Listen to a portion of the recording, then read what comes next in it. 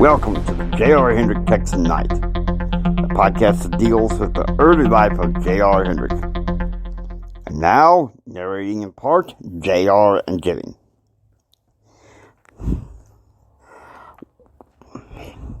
"1 p.m.,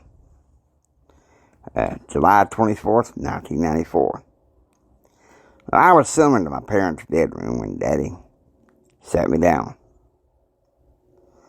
Boy, I apologize for everything. Everything I knew about manhood is possibly wrong. I'll forgive you. I knew you would. And I ain't going back to that Capitol Heights Baptist Church. A pastor said something about President Clinton is hate.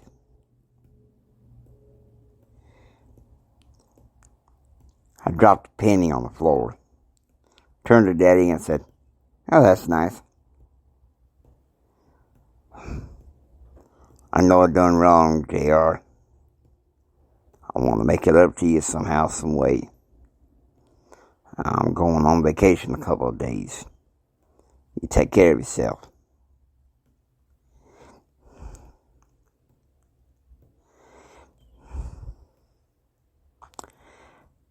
6 p.m. Dinner that night was fried burritos in the reception room. Hanley liked them and was happy to spend another night with JR. They're having a wonderful time together. A much better time.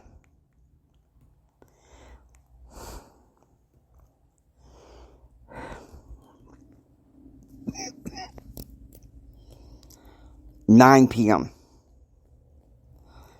Jim is in his room holding his courtesan, Ebony, for the beginning of some of the last times.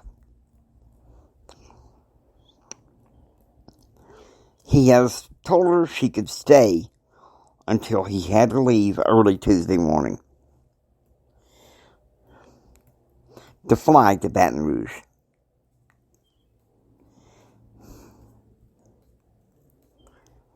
5 a.m. I woke up in my suite admiring the pretty decorations in my new workstation in Cousin Joe's room. I turned on the radio to listen to a little bit of Blake Carter, who was talking about Whitewater, and I was pretty intrigued. 9 a.m., July 25th. So, I'm in the library taking my business ethics exam. It was a bit harder than I thought, but I think I did reasonably well.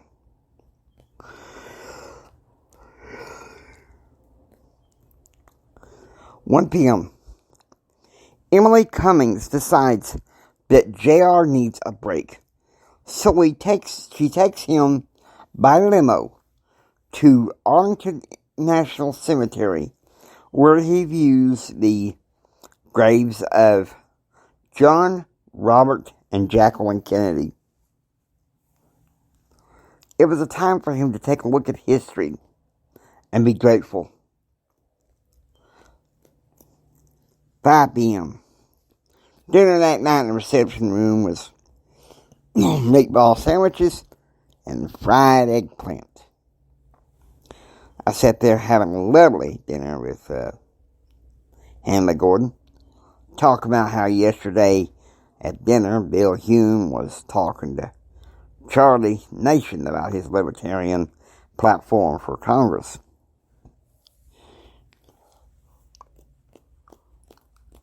I didn't seem to mind. I knew, though, that there was a little contradiction, a little problem in my mind. Hannah and I both knew I was only going to be there over the summer.